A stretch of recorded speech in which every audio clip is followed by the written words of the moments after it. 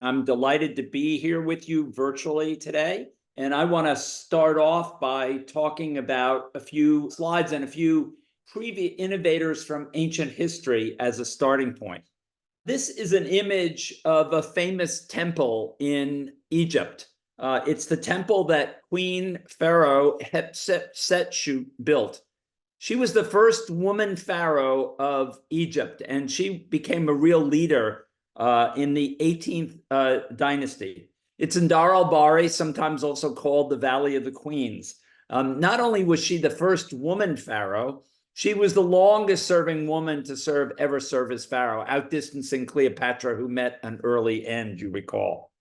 But what I find amazing about this is you'll notice it's a two-story temple.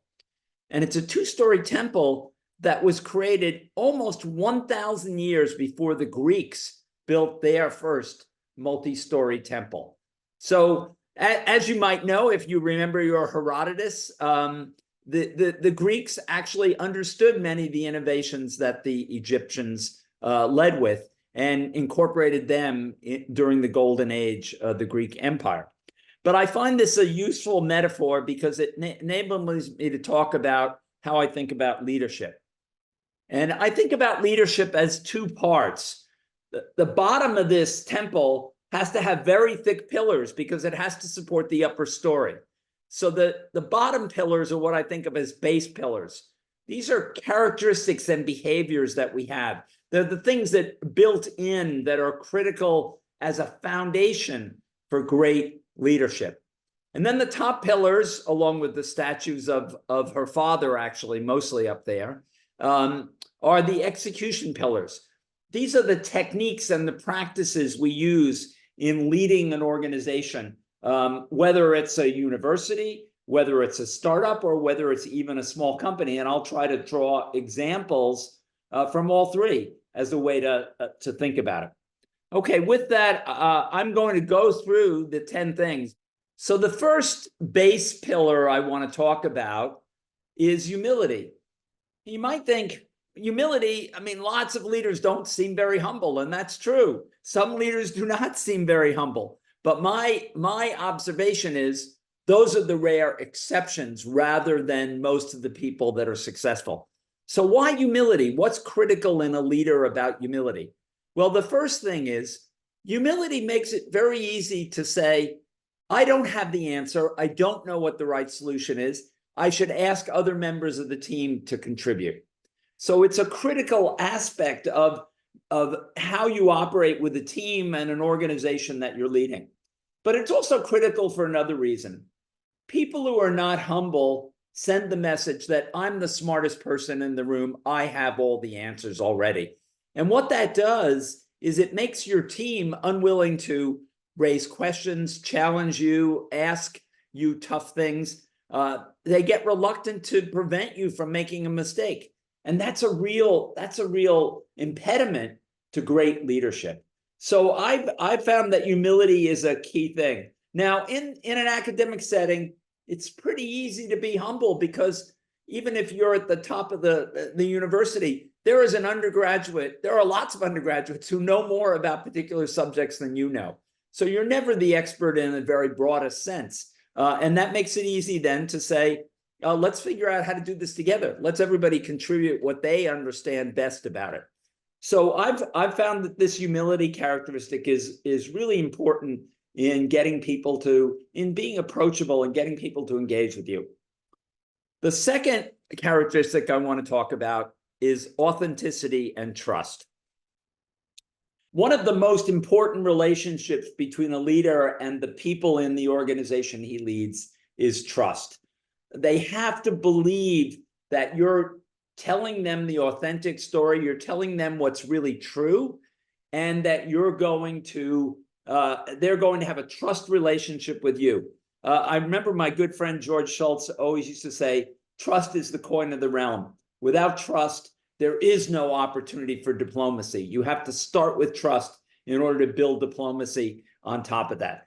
And that's something I really agree with. You have to start with trust. And the people in an organization have to trust the leader. You're going to ask them to do some challenging things.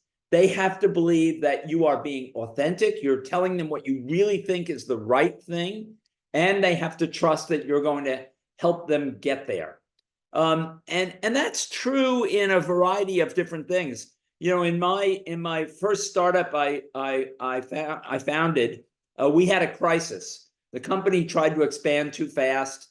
We ran out of money. We were in a real crisis. We had to do a layoff. And the CEO at the time asked me, because I was sort of the technical lead on the founding team, to get up and tell the team why this company was still going to be successful. And I had to get up and really tell them why I believed the technology was really, why this risk technology was really revolutionary, and why we were going to really make it successful. And it was a great learning opportunity for me, because it was really hard when I first did it. I was what, 34, 32 when I did it. But it was I could really get people on board and get them to charge forward. And that kind of authenticity and trust is really crucial. In big companies as well, because in big companies, it's a lot more difficult to lead because you've got a much larger workforce. But they have to have faith in the leadership that they're going to take them forward in the right direction. So base pillar number 2 is that authenticity and trust. Base pillar number 3, I think of as leadership as service. And I go back to when I was offered the Dean of Engineering job, and I was contemplating whether or not to take it. One of my mentors said, you should take this job because you want to serve the faculty and the students in the School of Engineering, and that's the role you're going to have. And I thought really hard about that and decided to take the job. But it also reminded me that it wasn't about a bigger office or a higher salary. It was about helping other people succeed. And I came to realize that that was something I really enjoyed. But the leadership role as service, I also got that message early on in one of my earliest startups. We had a CEO who said, look, you know, we need to set a culture where people are working 6 days a week. And so he said, what we're going to do is we're going to have the senior staff meetings on Saturday morning, because we want to see, people need to see the leadership team working on Saturday in order to come in here and realize that we're working on Saturday. So when they're asked to work on Saturday, it's okay. So, but he did something really interesting. He would stop at the donut shop and bring donuts in for and for engineers, donuts are like magic. Sugar and coffee, that's what you need to get the work done on a Saturday. So it was a good reminder for me about leaders being willing to step forward and take that position of leading and serve the people they're working with. And I've embraced this ever since. It's the way I thought about my job as president. And I thought of my colleagues as my peers rather than as people who in some sense reported to me, because at a university, the faculty don't report to anybody. So it's a good way to think about that leadership message and your role as a servant to the organization and to the people in the organization. The fourth pillar I want to talk about is empathy. And, you know, in some ways you'd say, well, you know, why is empathy in here in leadership? It seems like it's a bit removed. But I've seen that empathy is important in a variety of different settings. And I want to mention a few very different settings where empathy was a real factor in how I thought about decisions. So let's start with the 2008 financial crisis that the university and our entire country went through. In that crisis, we lost, in a period of about 6 months, 25% of the endowment. At that point, that was somewhere between $6 and $7 billion was lost out of the endowment. So we had a giant budget hole that we had to think about. How were we going to fill that giant budget hole? And we had just made a major increase in our financial aid at that point. And so it was really hard. We had made a big increase in financial aid, and all of a sudden, we had lost an enormous amount of money. We had to think about how to navigate that. And at first, your natural inclination would be, well, rescind that financial aid deal, tell them you have to postpone it a year. But we started talking to families, and the thing we immediately realized was that there were lots of families who were going through extraordinary financial challenges of their own at this time, and they wanted to keep their student, their son or daughter in school. But they had two parents working, and all of a sudden one of them lost their job because it was a financial crisis throughout the country, throughout the world. So after we did that talking, we decided we would find a way to get through this difficult financial situation without cutting financial aid and keep our commitments on financial aid. And I think it was the right thing to do. But talking to a few parents quickly convinced us it was the right thing to do. We had a couple other cases where empathy played a big role. I still remember one of the things I learned from John Chambers, who was the CEO of Cisco for many years, and I served on the board for about a decade. But John, anytime he heard anybody in the corporation, 20,000 employees, anybody was ill or had a serious ill spouse or family member, they would get a call from John. And that sent a message to the employees of how important they were, that the CEO cared enough about them to make that call. And that really helped bond things together.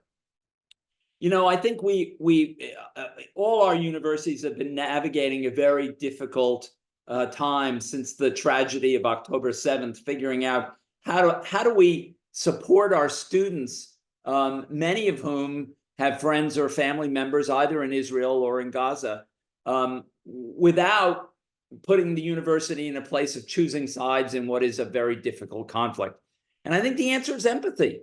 We need to send a message to our students, for example, and to other people in the university community, that we are concerned about the tragedy occurring there and what they could be going through, and the empathy is the core of that message. And if you can send that message, I think you can begin to heal some of the wounds that have occurred in this situation and enable people to survive in what otherwise would be a very difficult time for them. Okay, I want to talk about base pillar number 5, which is courage. Courage comes down to doing the right thing and standing up at the right moment. And those kinds of opportunities come along, and you figure out how can you stand and say the right thing about the university or about a company, and what is the company going to stand for. And sometimes courage requires you to take a difficult position. One of the challenges that exists in both companies and in universities is that you've got multiple constituencies, and those constituencies may have different views about how you should solve the problem. I mean, think about the university. You've got alumni, you've got faculty, you have students, you have staff, you have people who live in the local region, Palo Alto, the Bay Area, who care about the university. You even have the federal government, since they fund a lot of what goes on at the university. Figuring out how to make decisions which stick to the correct ethical behavior of the university and yet guide the university in the right situation. Have the courage to take those positions and defend them to people who may not agree with you.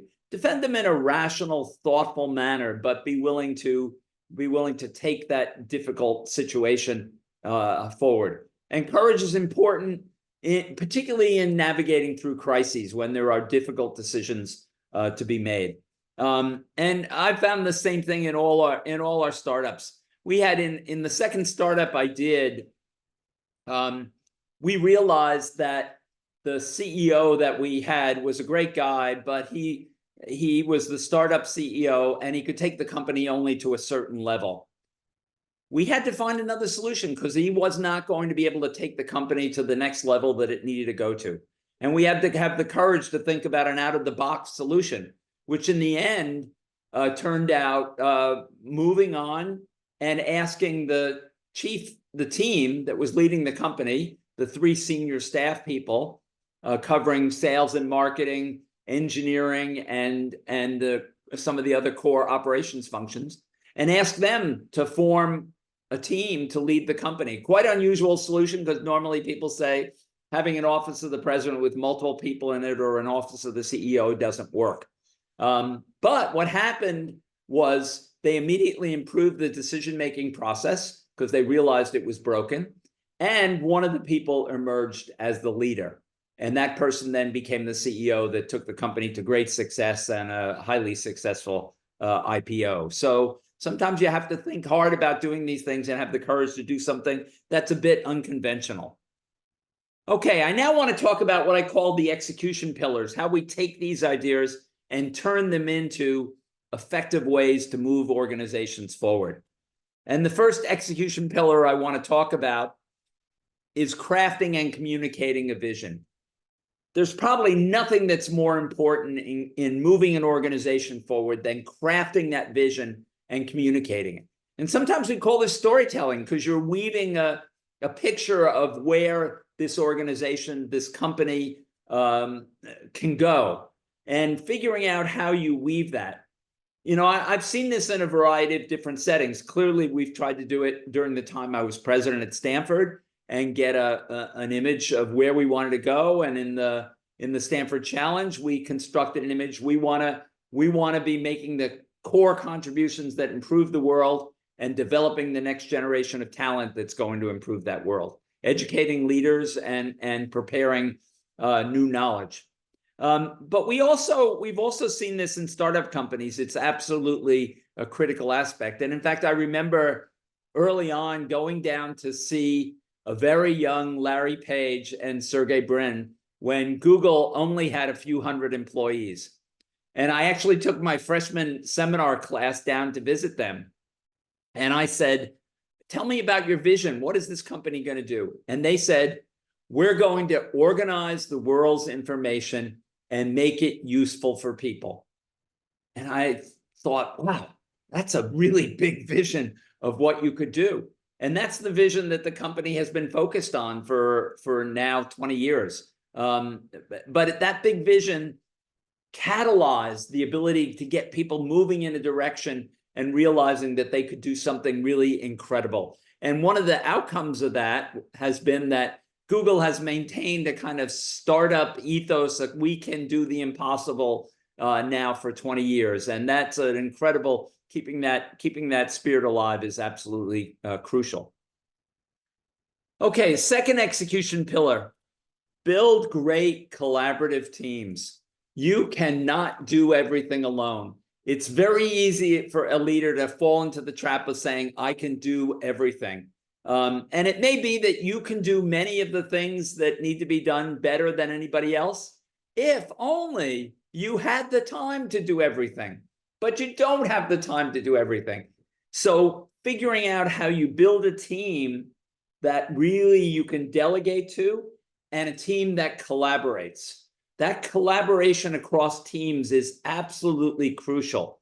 If you look at so many companies now to be successful, have to build that collaboration across different divisions, across different groups. You know, one of the fundamental challenges in any technology team is to build collaboration between the engineering team and the marketing team, because they come from such different backgrounds and have such different thoughts about the world, right? The engineers don't understand enough about the marketing, sales, customer channel, and the marketing salespeople don't understand enough about the engineering, the technical details of engineering. So figuring out how you build them and get them to collaborate is absolutely crucial. It's also crucial in the university. It's sort of been the key insight that we thought about as we thought about how to take the university forward and how to be a greater contributor to solving the really complex problems in the world. We realized we're not going to solve those problems if faculty are working in silos all by themselves. We're only going to solve them if we can bring people together to collaborate. You want to solve climate change? You better have people working on policy, legal changes, technology, implementation of it, financial and economic issues. So that collaboration is crucial. It's also been, I think, one of Stanford's great strengths is that a collaborative mechanism among the deans and the leadership, the provost and the president, as a way to kind of figure out how do we make the whole greater than the sum of the parts. And that key is getting a team and getting them to collaborate well. Okay, I want to talk about the third execution pillar, which is focus on a sustainable advantage. You know, I have an amazing number of students that come to me, and their first line is I want to be an entrepreneur. I said, fine, tell me about your technology and why it will give you an advantage that can be sustained over time. And they say, well, I don't have it yet, but I want to be an entrepreneur. So I say to them, come back when you have that sustainable advantage and think about how to make it sustainable. It can't be a one-off. There's a classic example I like to use, which is if you think about photo sharing companies, there were more than 100 photo sharing companies that got some sort level of support from either angels or venture capitalists. You all know about Instagram. You might know about Picasa, and you've never heard of the vast majority of these companies because they didn't make it. They didn't have a sustainable advantage. They had a one-off, one-trick pony. Oh yeah, we're going to have photo sharing. Well, that was true, but there were not going to be a lot of photo sharing companies because the network effects would mean that one or two companies became dominant in it. So how do you build that sustainable advantage? How do you get it, and how do you continue to build on it? We sometimes refer to this as the moat around the company. It's the thing that protects the company's ability to continue to be successful. And if you become the experts in this, it really makes a difference. We certainly learned this in Atheros. Atheros was the company we started. I started with my colleague, Teresa Ming, and we started it. She had an incredible invention. She built a low-powered GPS system that was for use actually for soldiers in the field so that they didn't have to carry so many batteries in order to have GPS. But it turns out the key to building low-powered GPS is to build a low-power radio. The key to Wi-Fi technology was to build a low-power radio. And in order to get that powered down and everything, she had to completely redo how you did radio reception. And that led to the key insight that you could make Wi-Fi technology really work. So that became the core innovation that the company was built on. And we put all our effort into hiring the very best team that was a highly collaborative team across multiple disciplines in order to build a really sustainable advantage for the company, which is great that we did it because then later on, as big companies like Broadcom came into the market, we had a big lead. Now that lead got cut when a big company like Broadcom with all their resources put it in, but we have enough of a lead that we could maintain it and we could build a really successful company that eventually went IPO and eventually got acquired by Qualcomm, but a real great success story. Okay, execution pillar number 4, manage risk. Notice I didn't say eliminate risk because risk-taking, if you want to be successful, you have to take risk. Companies which become too conservative or organizations which become too conservative get left behind. You have to take risk. By manage risk, I mean decide where it's worth taking risk, where the focus, the risk that you're taking could really lead to big rewards. Reduce the risk where it's not going to lead to big rewards or where it's not core to the business, because that's dangerous risk that doesn't have real value. And manage the risk on the other side. Figure out, are you on track? How you can do. I've always thought the most valuable thing about having a plan and a project schedule is not that you hit the schedule, but that as you mark yourself along and clicking off tasks, you have a good idea of how close you are to that schedule, and you can then adjust as you go along. So figuring out tools to manage risk and taking enough risk that you get some big approach. The reason that I started the first company, MIPS Technologies, which was our risk company, was because the existing players in the industry, despite the fact we had published all our papers, we thought people are just going to pick up this idea because it's so obviously great. After all, 4 Stanford students designed something that outran microprocessors designed by Intel and Motorola by factors of 2 to 5. Why won't people pick up the idea? And the reason they didn't was it was going to upset existing products and really obsolete existing products. So in the end, it was a famous computer scientist and entrepreneur who came along and told me, you're going to have to start a company because this product, it'll be too risky for them to take it out. On the other hand, you don't have a company, so there's no risk of obsoleting your own products. You should run with it. And that's what got us started. Okay, the last execution pillar I want to touch on, and then we're going to have some time for questions, I think, is innovate, innovate, innovate.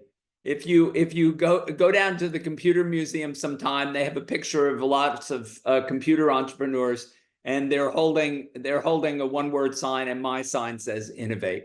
I think innovation is the key to keeping any organization fresh and looking forward. I still remember a quote that Gerhard Casper said in one of his speeches. He said, for a university, every day should be a first day. And by that, he meant every day should be like the beginning of the next era, should be about something new and fresh. And I think that's crucial. Companies who fall off the innovation curve eventually become obsolete, So you've got to innovate, which means you're going to obsolete your own products. But I've always been for the view it's better for me to obsolete my products than for somebody else to come along and obsolete them. And if you look at the history of the Valley in particular, almost all companies that fail because some younger upstart comes along and innovates from below, figures out how to build a better product cheaper, that does more. And that kind of innovation cycle is absolutely crucial. It's what we spend probably figuring out how to keep that alive has been probably the most important thing I've tried to do when I was a board member, whether at Alphabet or at Cisco or at Atheros. Keeping that innovation cycle alive so that the company stays fresh and young. So I've given you 10 pillars here, 5 that I think of base characteristics and 5 techniques that are absolutely crucial. And now I'm going to invite Ken to come back and we'll open up the floor for questions. Okay, thank you very much, John. That was very enlightening.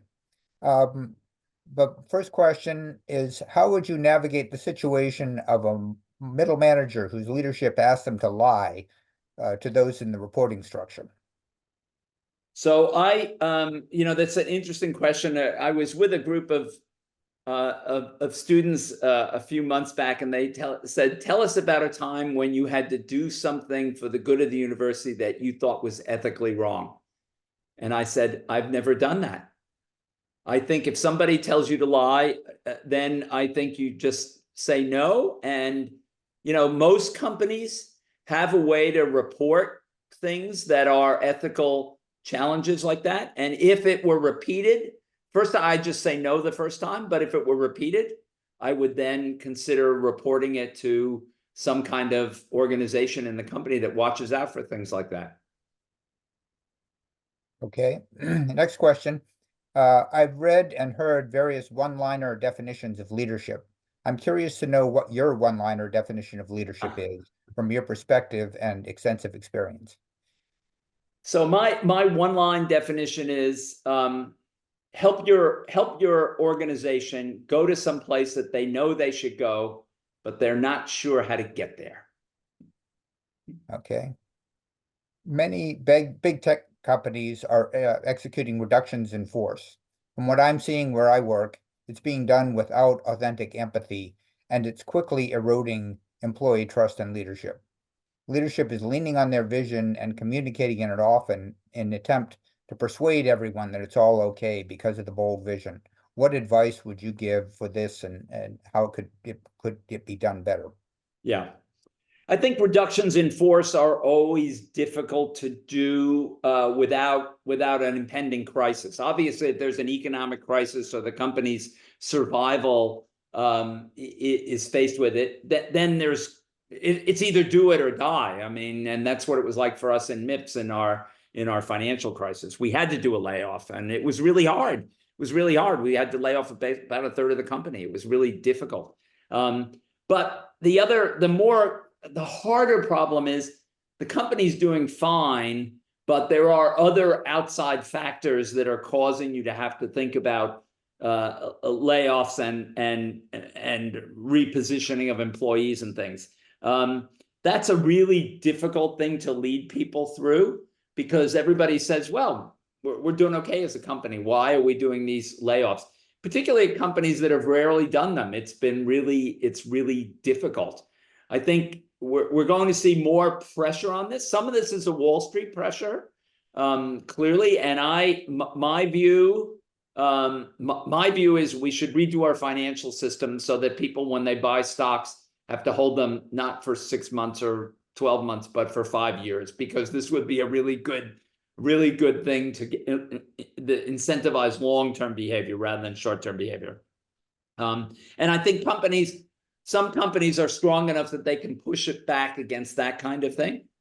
But communicating with your employees a clear message, I think it's hard. And it's hard if you've never been through a layoff process to figure out how to do that and figure out how to do it fairly.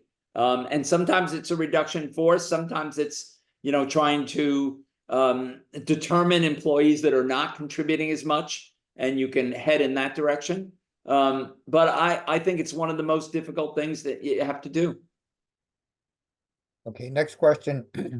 What do you recommend to someone whose financial insecurity is their biggest roadblock to standing up to unethical practice? That's a hard question.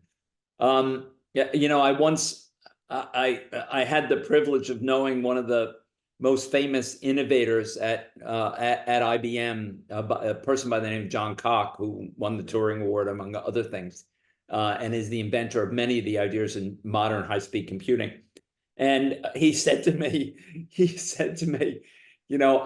I was lucky. I was born into a family with wealth, so now I can say whatever I want to management, because if they fire me, so what? But I think it's really hard if you're financially dependent, how to do that. Maybe if you're being asked to do unethical things, maybe it's time to see if there's a better company you could be working for that has a higher ethical standard. Okay, next question. How would you start building collaboration between departments of a large company as an entry-level hire, or as an executive? Actually, the key, I believe the key to collaboration is often to get the people at the top don't have a lot of time. All they need to do is make it possible for the people further down in the organization to start that collaboration. I'll tell you how we did this. We really made a breakthrough at Stanford on this.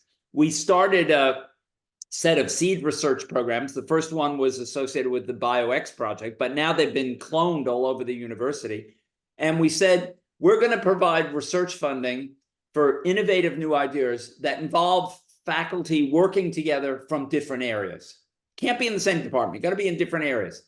And that little bit of cat food, so to speak, got everybody to move in the right direction and created an enormous incentive for people to start working together, which has had a gigantic payoff. So I think you can begin to do the same thing within organizations inside companies, getting people to collaborate to try to do something great and work together. Okay, next question. What is your advice to the new Stanford president? Don't mess it up.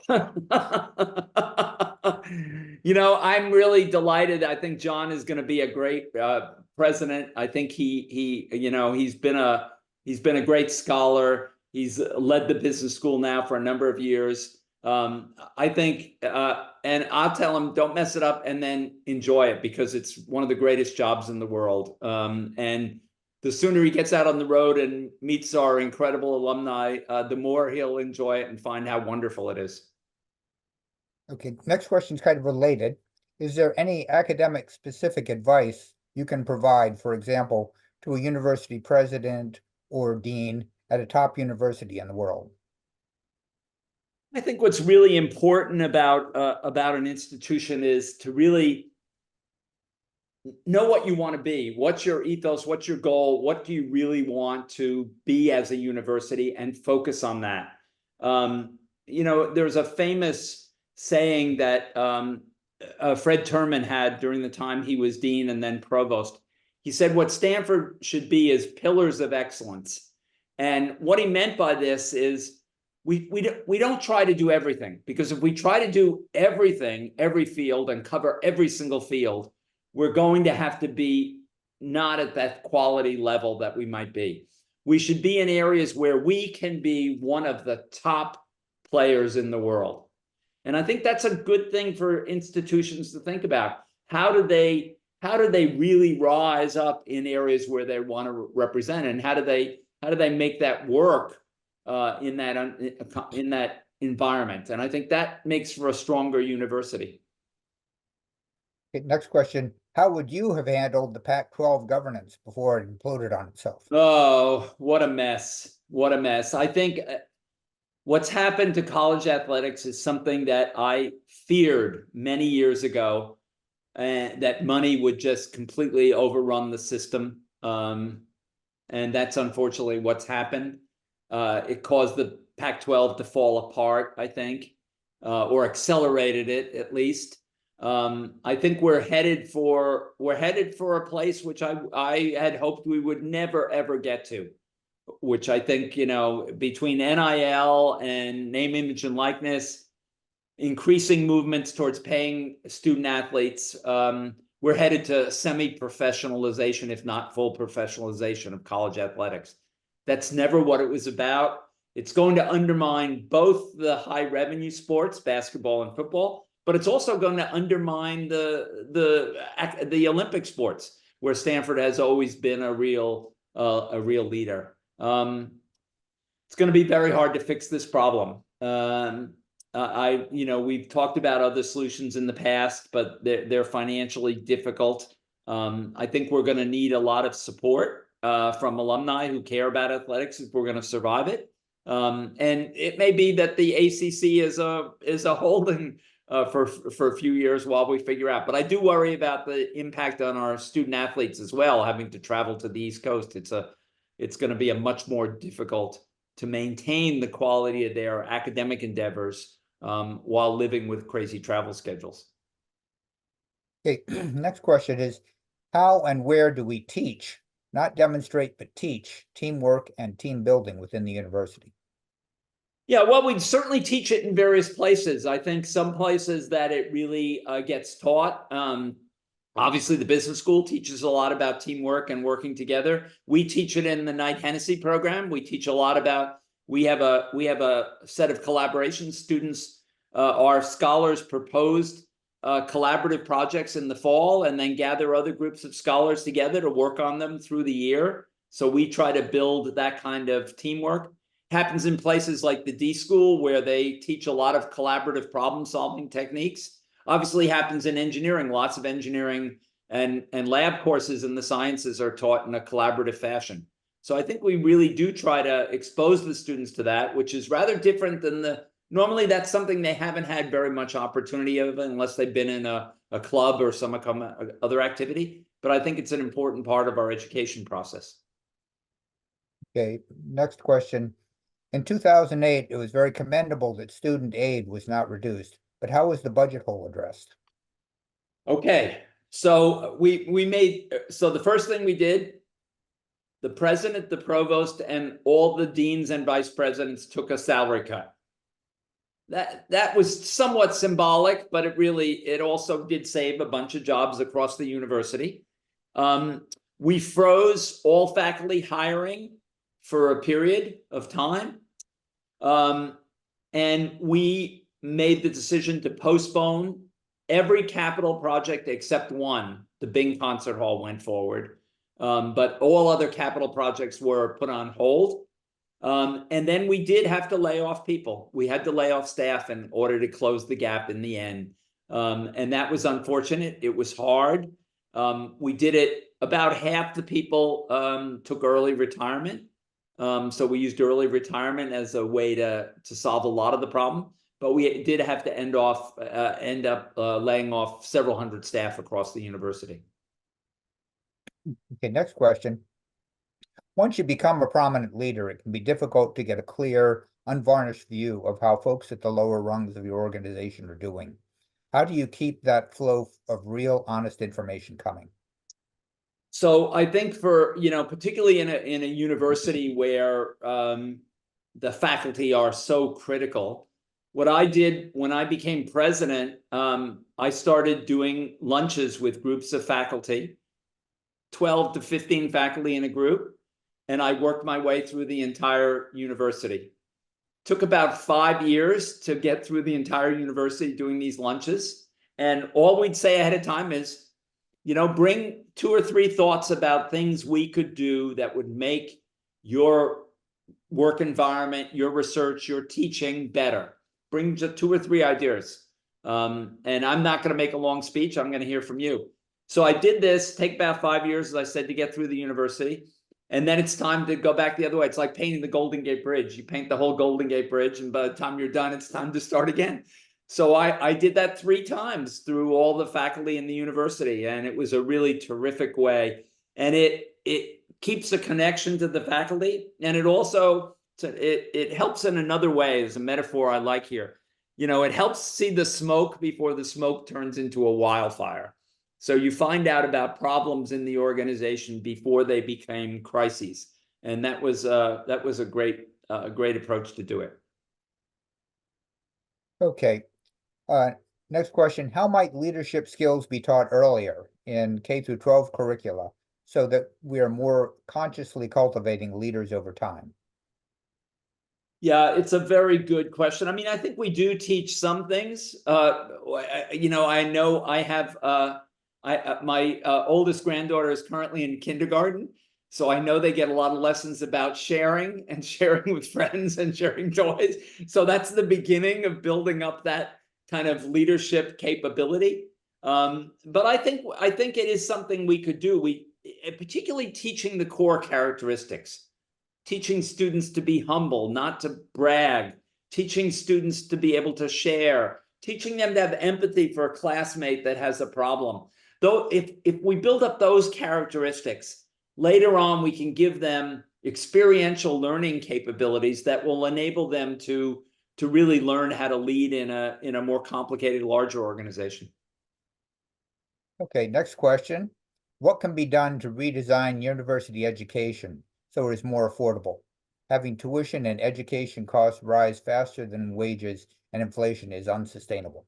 Yeah, I think we all agree with this. I think, university, the sticker price has risen at roughly wage inflation index for highly educated people, which is higher than the overall wage inflation index. It's about 1 to 1.5 points higher than CPI. That's been true for a long time. That's what we call the higher education inflation index, and it runs higher than CPI.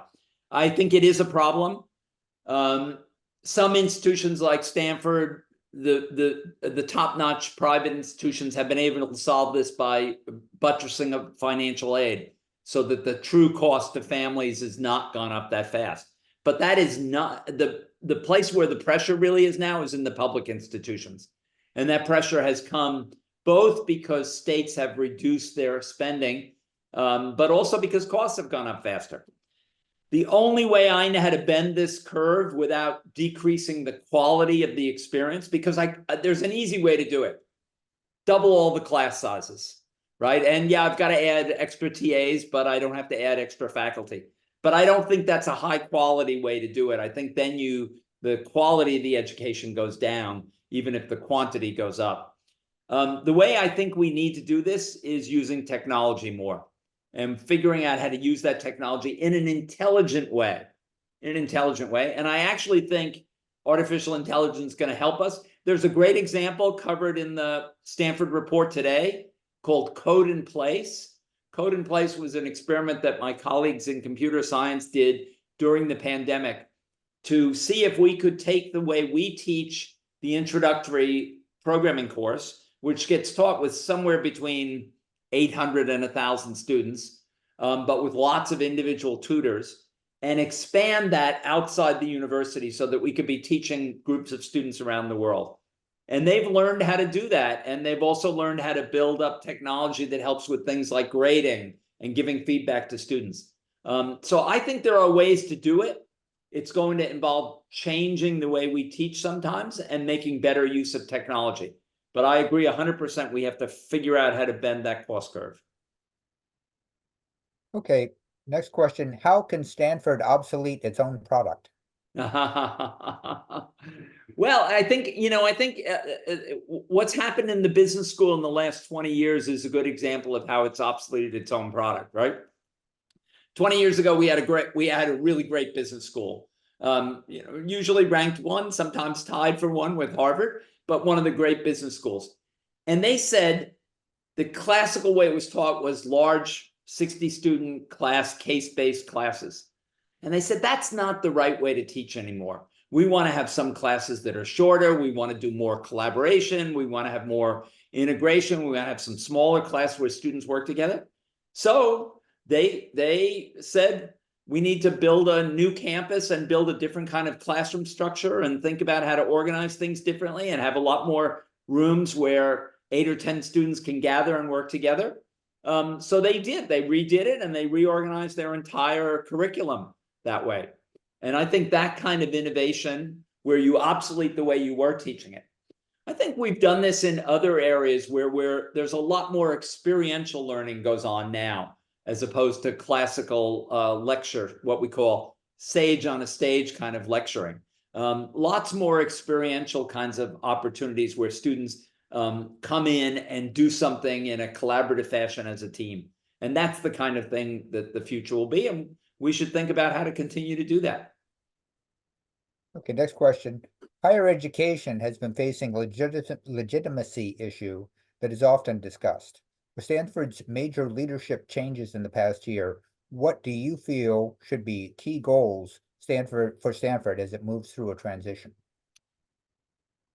Well, I think we need to, and I think you've seen this even with our interim president, Richard Soller, you've seen this very clearly, that we need to reemphasize our commitment to academic freedom and freedom of speech, so that neither faculty nor students are afraid of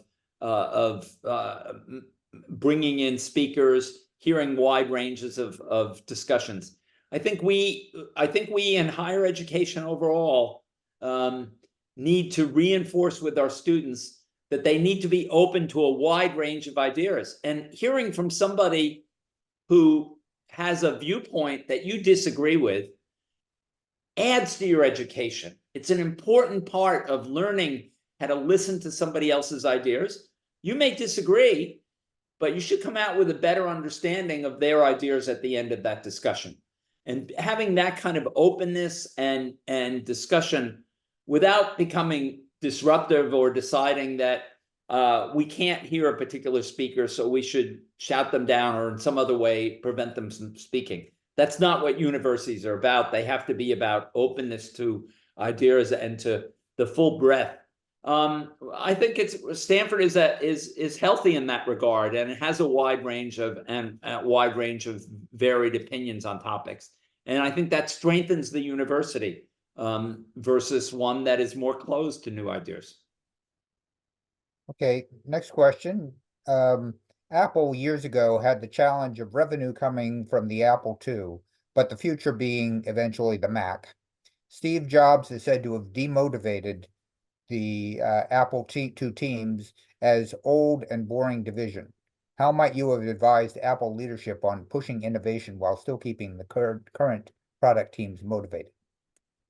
It's a very interesting question, because the history there is quite remarkable, I think. And there's a long history of Apple, including when Steve returns later on. But the interesting thing is the first new product, different from the Apple II that was introduced. By the way, there was also an Apple III, which never did very well. But there was there was the Lisa, right, which Steve named for his daughter. That was a failure because the kinds of things that Steve was trying to do at that point required a computer that was simply too expensive. So there's a delicate balance in technology between innovation and when that innovation reaches a point that it's affordable. We saw a similar thing happen with Xerox PARC. I mean, Xerox PARC invented the modern personal computer. The inspiration for the Mac was the Xerox Alto. But what Steve, when he finally got the Mac as opposed to the Lisa, then he really had a product that people say, wow. And figuring out how you do that, there's a saying in the computer industry, calling you Osborne yourself, which refers to the fact that at one point Osborne, which was the earliest provider of what we called luggables, they were portable computers, but luggable meaning weighed 19 pounds, and it had its own carrying case that closed over it. It was a PC that was portable though. He announced his new product before it was ready, and everybody immediately canceled all orders for the existing product. And the company ended up going out of business. And that's got the name Osborne yourself. Okay, next question. As you have traveled the startup path and seen many boom-bust cycles and market situations, what advice do you have for the entrepreneurial folks on the call seeking to build their companies and fundraise in the current environment? So I think the current environment, we're suffering a little bit from AI infatuation. Obviously, in this current environment, everybody wants to fund AI companies. My view is the best companies out there may be using AI technology, but they have deep domain experience.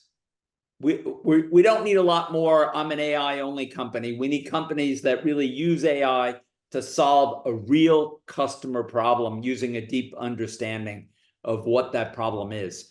There are also going to be other opportunities. I think the cybersecurity area is one that is desperate for new solutions, and we're going to see a new generation of cyber crime and cyber warfare come on that's going to challenge our systems dramatically. And people are using AI to do deep fakes and various other things. That's going to be a real challenge. So there are good opportunities there. There are obviously good opportunities in healthcare. We need to bend the cost curve on healthcare. It's probably one of the most critical problems. There'll be AI. That's not all AI. There'll be lots of pieces of that need to get solved.